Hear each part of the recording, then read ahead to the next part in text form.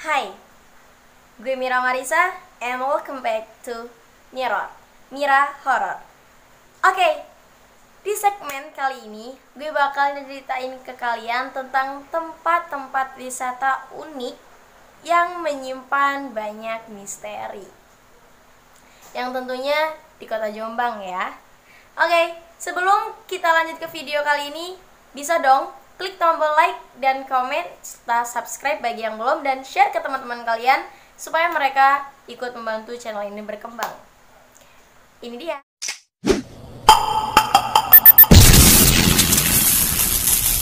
Kedung Cinet. Kedung Cinet terletak di tengah hutan belantara, tepatnya di Desa Pojok Klitih, Kabupaten Jombang. Akses menuju Kedung Cinet, kalian harus menyusuri Sungai Berantas dan melewati Jembatan Gantung. Setelah perjalanan terjal yang kalian tempuh, kalian akan dimanjakan dengan keindahan dan keeksotisan Kedung Cinet. Tapi di balik itu semuanya tersimpan banyak misteri. Apa ya?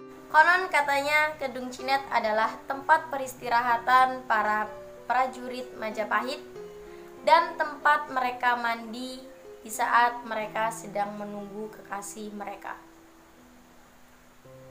Kok so sweet ya? Kenapa jadi so sweet?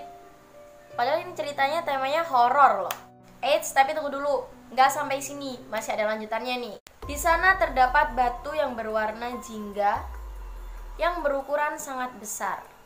Dan batu itu muncul saat Kedung Cinet telah memakan korban jiwa.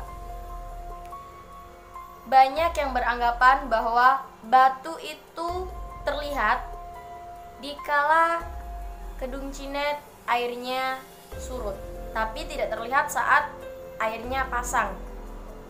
Teori itu bisa dipahami ya dengan akal, tapi banyak masyarakat percaya bahwa memang Kedung Cinet sering sekali memakan korban jiwa. Apakah kalian percaya? Kalian bisa komen di bawah. Next, Sendang Made. Sendang Made terletak di Desa Made di Kabupaten Jombang. Konon, dulunya adalah tempat petilasan Raja Airlangga. Dan dipercayai sendang-sendang ini banyak sekali membawa berkah, terutama untuk para. Makanya rutin setiap tahun diselenggarakannya ritual Kumkum Sinden. Jadi gengs, ritual Kumkum Sinden ini kalian atau para sindennya ini didandanin atau berdandan seakan-akan mereka akan tampil di dalam pentas. Setelah mereka berdandan serapi itu, mereka akan berendam di Sendang Made. Ya ada ritual-ritualnya khusus pokoknya. Nah, ritual ini fungsinya untuk apa sih? Ritual ini adalah bukti atau bentuk acara mewisuda sinden-sinden yang telah lulus dari pendidikan mereka, yang mereka berhak menyandang gelar waranggana. Wara yang berarti wanita dan anggana berarti sendiri. Pada zaman dulu, waranggana adalah satu-satunya wanita dalam panggung pagelaran wayang ataupun pentas kelenengan. Kelenengan itu gak tahu bacanya apa, kelenengan, pokoknya itu deh. Nah, kelenengan merupakan serangkaian alat musik tradisional yang dikolaborasikan menjadi satu. Ritual ini juga sebagai penanda bahwa seorang sinden sudah siap terjun ke dunia sinden yang lebih profesional. Oke, bisa dipercaya. Dan diyakini suara sinden yang melakukan ritual ini akan berubah menjadi merdu, dan aura sinden mereka pasti bakalan terpancar, yang pastinya job-job mereka atau jam tayang mereka akan semakin laris. Jadi keinget dulu ada temen gue, dia emang sering di sana dan ya itu bukan tempat asing bagi dia. Dia ngajakin, Mir, mau nggak ikut ritual kumkum sinden. Lumayan loh, itu bisa uh, ngebantu job tayang atau jam tayang lu terbang off air lebih banyak. Ya menarik sih, karena kan ini sebuah tradisi yang memang udah dilakukan sejak lama dan dilakukan secara rutin, meskipun pernah vakum beberapa tahun tapi udah mulai dilakukan lagi.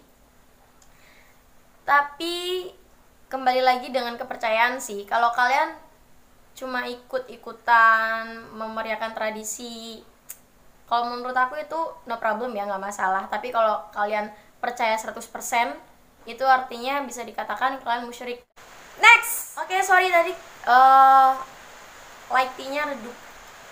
Next, ada Gua Golo-Golo yang bertempat di Kecamatan Wonosalam. Kalian pasti nggak asing deh, karena banyak waktu aku masih sekolah, banyak banget temen gue yang pergi ke sana buat main. Mungkin ada yang pacaran juga ke sana, nggak tahu deh mereka ngapain. Dan jujur gue sendiri belum pernah ke Gua Golo-Golo karena ya nggak ada waktu buat main sih sebenarnya, karena udah terpotong organisasi-organisasi dan kegiatan yang lain.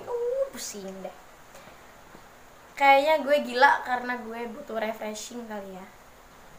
Oke, Gua Golo-Golo terbangun secara alami yang dulunya pernah digunakan sebagai tempat meditasi oleh Ayah Damarwulan dari Kerajaan Majapahit.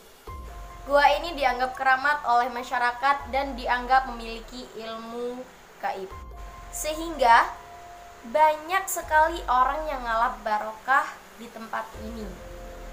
Buat kalian yang nggak tahu apa sih kak ngalap itu, ngalap adalah kata yang berasal dari bahasa Jawa yang artinya mencari. Jadi mereka mencari berkah di sini dengan melakukan hal yang sama, yaitu meditasi di tempat-tempat ini dengan tujuan mencari ilmu atau kekayaan. Kalau menurut aku itu salah ya. Buat apa sih kalian kalau meditasi hanya untuk kekayaan? Kalau kalian ingin kekayaan, kalian tuh harus kerja, coy, kerja. Karena katanya pernah ada seorang petapa yang tiba-tiba hilang dan gak tahu kemana. Ada yang mengatakan bahwa dia dibawa ke Laut Selatan. Namun, anehnya, setelah 40 hari kemudian, seorang petapa ini balik lagi dalam kondisi yang baik-baik saja. Kok gue jadi apa ya? Kemana pak, kemana? Emang selama 40 hari gak makan pak? Gak lapar? Gak. Aduh. Next, kali ini adalah tempat terakhir. Tempat terakhir ini kayaknya tempatnya gak asing banget ya. Ya emang gak asing sih, di Jombang sendiri mana ada yang asing. Sorry ya guys, tadi sebenarnya gue mau recording sore, tapi banyak banget kendalanya, dan sekarang kesempatan recording jam segini ternyata hujan juga. Terus udah terlanjur seperti ini, masa iya sih nggak jadi record. Oke, next, tempat terakhir yaitu pemandian sumber pengantin. Pemandian sumber pengantin ini terletak di Kecamatan Jogoroto, Kabupaten Jombang. Tempat yang asli ini dipercaya sudah ada sejak zaman kolonial Belanda. Yang konon katanya ada sepasang pengantin baru yang mandi di lokasi ini dan ditemukan meninggal. Namun hingga sekarang penyebab kematian mereka belum diketahui. Maka dari itu tempat ini dinamakan Permandian Sumber Pengantin. Di lokasi tersebut juga terdapat sebuah pohon beringin yang sangat-sangat besar yang diperkirakan umurnya sudah mencapai ratusan tahun, dan akarnya pun merambat hingga ke bibir permandian. Kabarnya permandian ini terkenal angker juga disebabkan oleh pohon beringin tersebut. Namun sekarang pohon itu sudah tidak ada lagi. Selain karena peninggalan sejarah, juga ada kepercayaan bahwa tempat tersebut mengandung kekuatan magis, seperti aura wajah yang semakin terpancar saat kita berendam di permandian tersebut. Menurut cerita yang beredar, dulu sempat ada perempuan yang masih duduk di bangku SMP hilang saat ia mandi di permandian tersebut. Warga dan orang tuanya pun berusaha mencari di kolam dan di area permandian, namun tidak membuahkan hasil selama 2 hari.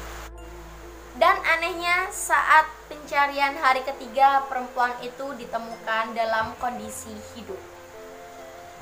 Dan ia tengah tertidur pulas di bawah pohon beringin, tanpa sedikit pun luka yang ada di tubuhnya.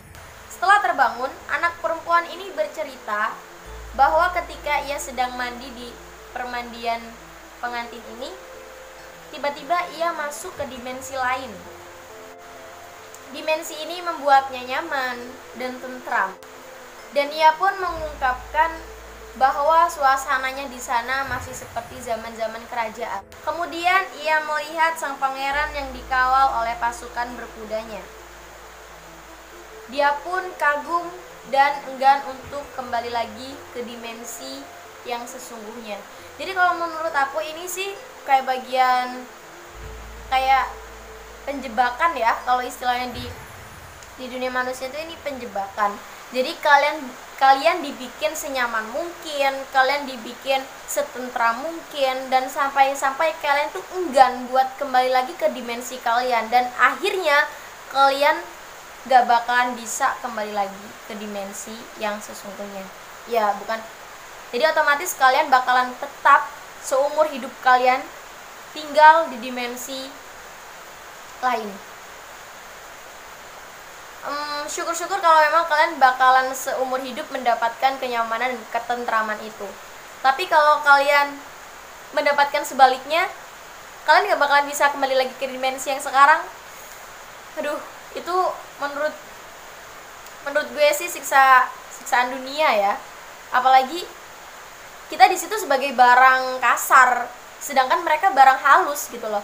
Dan kalaupun misalkan kalian di sana hidup tentram dan nyaman selama-lamanya, apa kalian gak pernah mikir kasihan orang tua kalian, kasihan saudara-saudara kalian, dan kasihan orang yang menyayangi kalian, bahkan kehilangan kalian yang tanpa wujud gitu loh. Ya kalau emang kalian meninggal dengan jasad yang tertinggal, mereka masih bisa mengikhlaskan. Tapi kalau kalian hilang dalam arti musnah, nggak tahu kemana raga kalian, itu bakalan dramatis banget ya, sedih nggak ketulungan kalau menurut gue.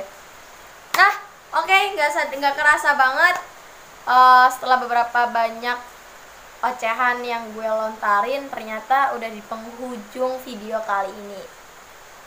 Dan jangan lupa gue ingetin lagi buat kalian yang belum klik tombol like, komen, kalian bisa klik sekarang juga. Dan jangan lupa yang belum subscribe, kalian bisa subscribe sekarang juga. Share juga ke teman-teman kalian. And thank you for watching. See you next time.